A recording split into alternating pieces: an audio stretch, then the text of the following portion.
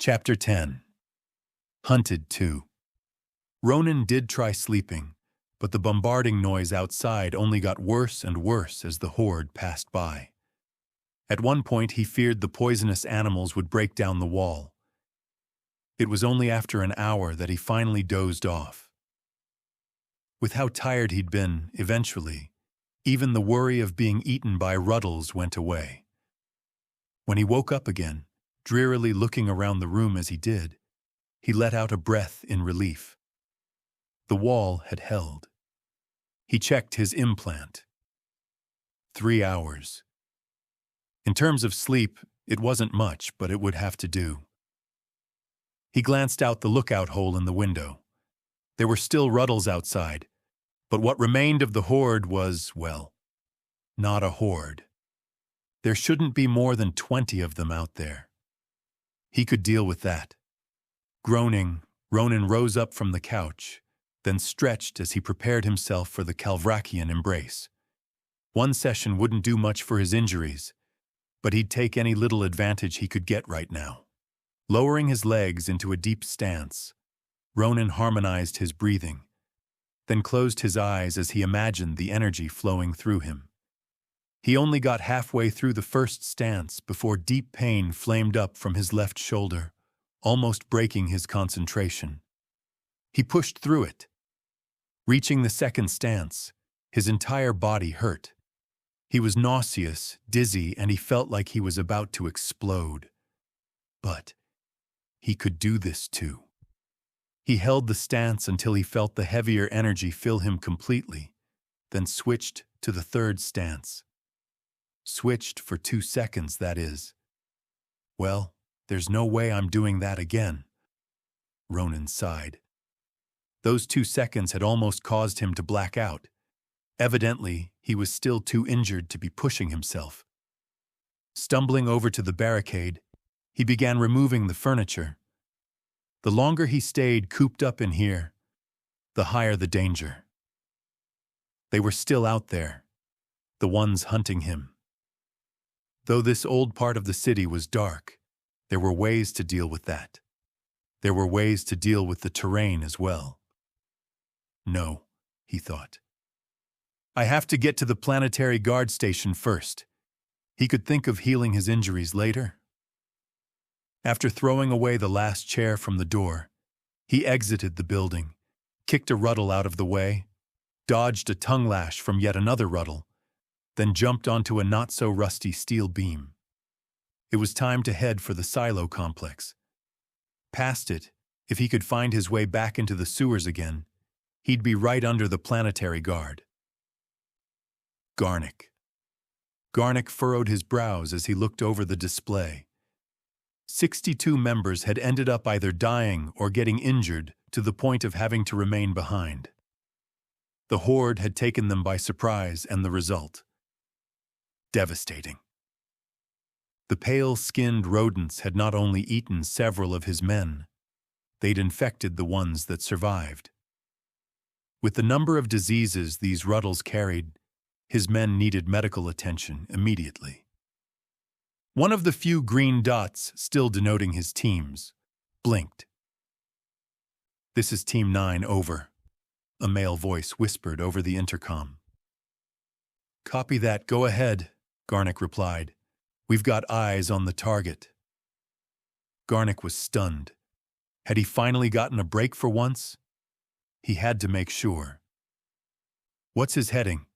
Can you transmit over a spectral image?" He waited the agonizingly long seconds for the image capture and the following transfer to happen, before a ping finally signaled a successful delivery. He glanced over the image. There it was, in all its glory. The target. "He's heading towards what looks like a silo complex.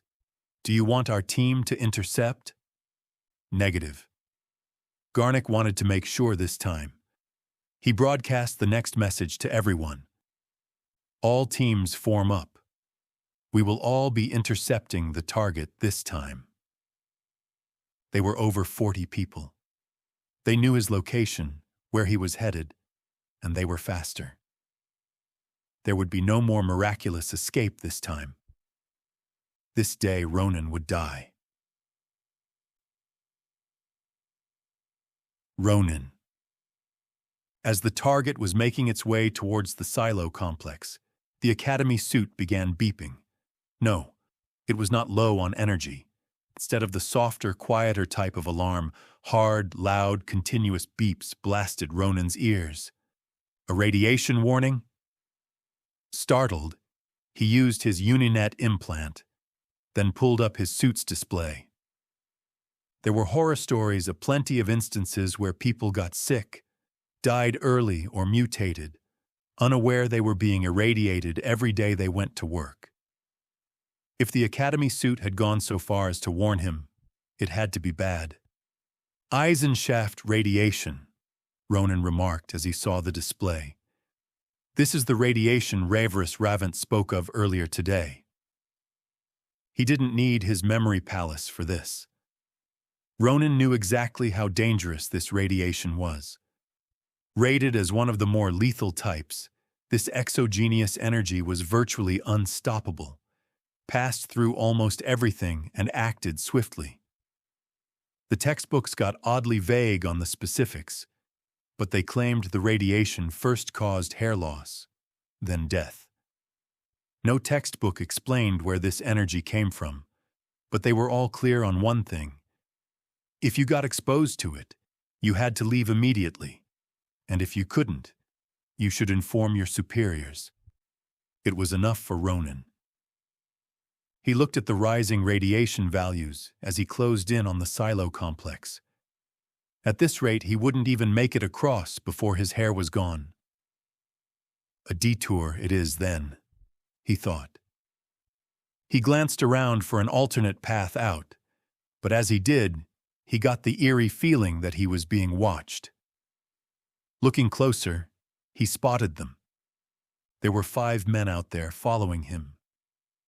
So they found me. Wait, if they already know where I am and haven't attacked yet, could it be that they're planning an ambush? If so, perhaps if he moved close enough to the silo complex, his pursuers would use it as an ambush site. It did look like a good place for such a thing after all. Lots of cover, tall structures, a wide field of vision. Also, radiation detection was a specialized add-on normally only used in lab suits. What were the chances they had something like that? This might actually work, he thought. Picking up a pipe, he used it to slide down a wire leading towards another building. He had to be fast, but not too fast. He also had to be close enough to the silo complex for them to set up the ambush there, but for him to remain safe. This would require some finesse. Moving around the more rusty structures, Ronin climbed down buildings and balanced along beams. It took him the better part of an hour, but he'd made it. Now walking on solid ground, he was but 500 meters away from the silo complex. It was as close as he dared go. Just taking a few steps closer to the complex had caused his suit's alarm to go haywire. He could only imagine how high the radiation was further in. It had worked, though. His hunters had taken the bait. 5 men were still stalking him from behind, but ahead, dozens lay in wait, right in the middle of the radiation zone. After some careful scouting, he'd chosen a path leading to a long trench in between 2 rails. It wasn't deep enough to be noticed, but it was deep enough to shield him. As he closed in on the trench, though, the act of pretending not to be smack dab in the middle of several sniper scopes became harder and harder. When would they begin the ambush? Was it after his next step, or maybe the 8 steps after that? Maybe they already knew of the trench and that he was aiming for it. Perhaps him reaching it was never an option to begin with. Step after step, he did his best to walk like someone unaware of what was happening. However, by the time the trench was only 10 meters away, the nerves got to him. He found a solid groove in the ground, then pretended to fall as he crouched his legs. And just as his nose was about to touch the ground, he activated his jetpack, then kicked off with all he had. Brilliant red lines of light flashed, and Ronin felt himself burn. "Ugh!" he groaned.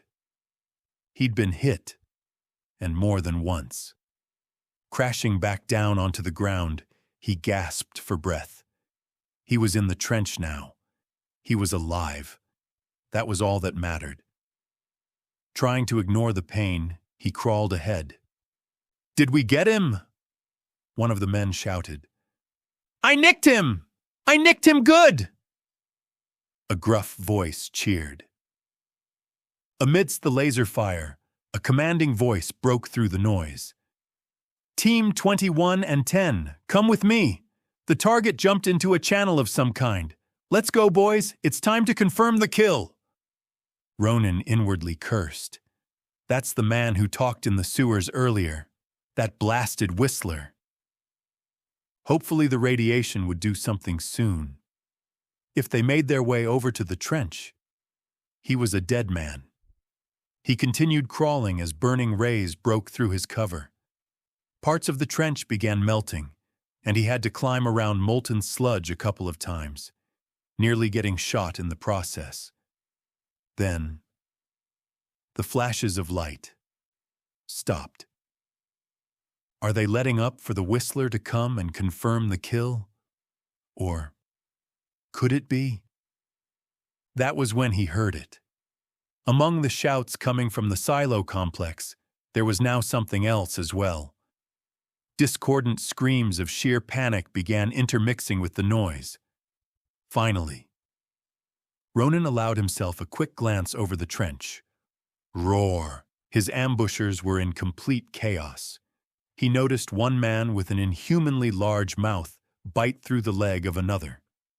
One man looked like an extreme version of a hunchback and had claws growing out of his hands.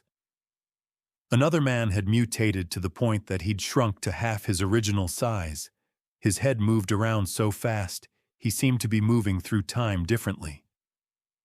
As the twitching head locked onto a new target, the short mutant's entire body began shaking with excitement, as with inhuman speed, it ran, attacking another team member. At this point, the only commonality shared by his ambushers was their lack of hair. It had all happened so fast.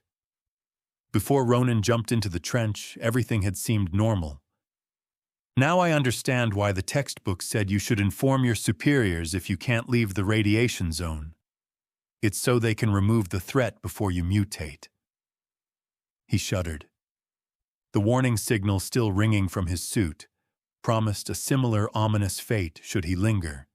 He was still being affected by the same thing that turned those men into monsters. Ronin glanced back, noticing the 5 men that had been tailing him, running away. He should probably do that as well. Ronin scrambled away from the silo complex as fast as his legs could take him. Fortunately, he wasn't followed. He could still hear roars and shrieks behind him, though. Turns out Eisenschaft radiation made people rather lively when it took hold. Reaching a skyscraper just below the planetary guard station, he began climbing. The building had several of its stairs missing, but his jetpack solved that problem. How long has it been since the ambush? 30 minutes? An hour? Regardless, all he really needed now was an access point. Another door to pry open, and he'd be safe. Spotting an irregularity about 40 meters further up, he headed for it. The faster he got out of here, the better. His hunters had seemed completely unaware of what was happening to them, right up until they suddenly mutated. The radiation scanner showed that he was out of danger, but this whole section of the city had been closed off for a reason. Ronin was pretty sure this radiation was why. He brought his right hand up and ruffled his hair. Some of his hair fell out. Was it the normal amount? Or was it a little bit more than normal? I'll go crazy if I keep thinking about this, he thought, shaking his head. Firing off the jetpack, he reached the irregularity, then gently stroked his fingers over the metal. He could feel the weld. Jackpot! After a lot of hard work, troubleshooting and inwards cursing later, Ronin arrived back in the sewers. He pinged his implant, then scanned his body. This was bad.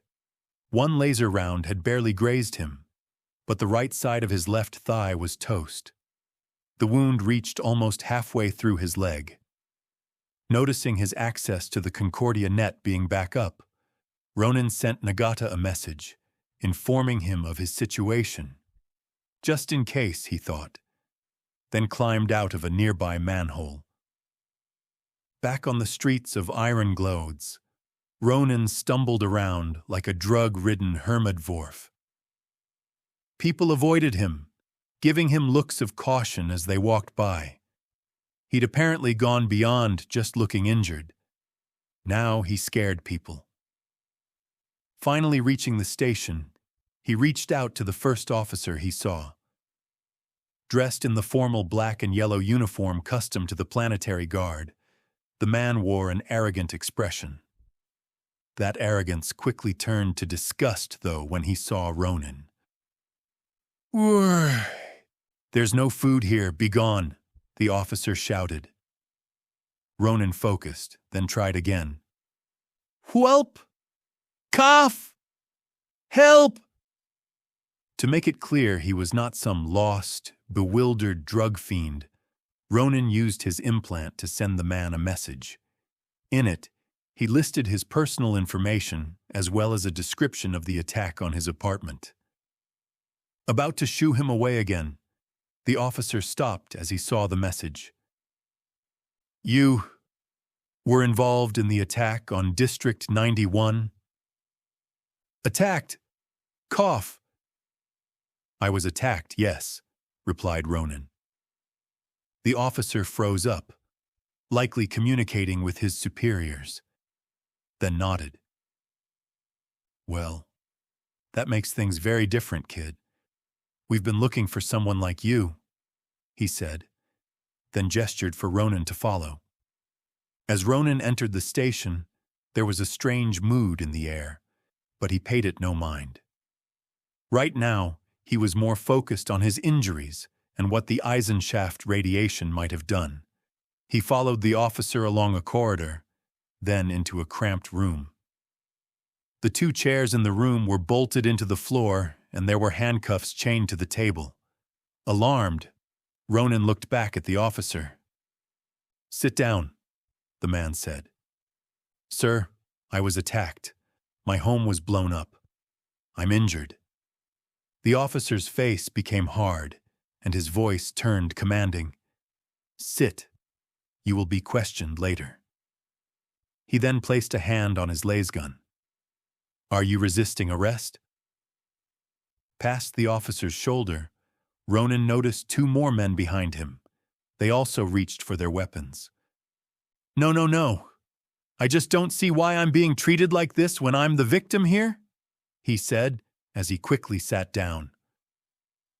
Still in shock, he watched as the officer, without saying a word, cuffed him to the table, then left the room. It took hours, but not a soul came to visit. Nobody called, in fact. All forms of transmission had been blocked. Either this room had some form of dampening field, or the handcuffs contained something which blocked electronics. As his thoughts kept wandering, the door opened, and a professional-looking man came in. Pulling up his sleeves, the man sat down, then fixed Ronin with a glare. "Ronin Maximus, where were you today?" he asked. This was all wrong. "I came to seek protection. I was attacked. You can't do this," Ronin argued. "Kid, over 100 people are dead. So let me remind you of your rights. You don't have any. You have no right to legal counsel, no right to remain silent. We can lock you up for as long as we want, and it shouldn't be that surprising, right? Considering what you did." "I didn't do it!" That's why I came here. I'm running from the ones who did." "And where are these people that have been chasing you now?" the man asked, leaning forward. "I escaped into the sewerage, but got surrounded. To escape, I had to break through an old door into a dark, abandoned part of the city. The men followed me, but I managed to lose them." Ronin knew the moment he said it. There was no way they'd believe that. "So, let me get this straight. You were not only hunted by multiple people, but you also discovered an ancient and forgotten city?" The man paused, his eyes piercing into Ronin's. "This is your evidence for not having done it? We already know you did it, Ronin. Not only did we discover that the explosion was triggered from your apartment, we also have more than enough eyewitness testimony to put you away for life. The only thing I want to know is why. That's the only reason you are still here and not in a cage right now." There was no way Ronin would admit to something he didn't do. Should he break out? No. He might be stronger now and know how to fight, but he couldn't fight the government. Besides, he did have an alibi. The evidence for him not having done it was the fact that when his attackers placed the explosives, he'd been at the academy. "Listen, the moment I arrived from the Ironglades Space Force Academy, the explosives went off. They must have installed them after I went to class." Ronin defended himself. "We have multiple eyewitnesses claiming otherwise. I will let you in on a secret. I've been in this line of work for a long time, and I know a guilty person when I see one. Do you dislike the government? Many do. It's understandable if you want to make a political statement. This is your chance, your moment. You can talk now. We're all listening." The back-and-forth game continued. The interrogator tried playing to Ronin's sense of justice, revenge, his empathy. He played the understanding and concerned friend. He screamed and shouted. He showed images of the victims, but Ronin stuck to his story. Eventually, they must have given up, because the next thing Ronin knew, they'd placed a black bag over his head, then thrown him into a spaceship.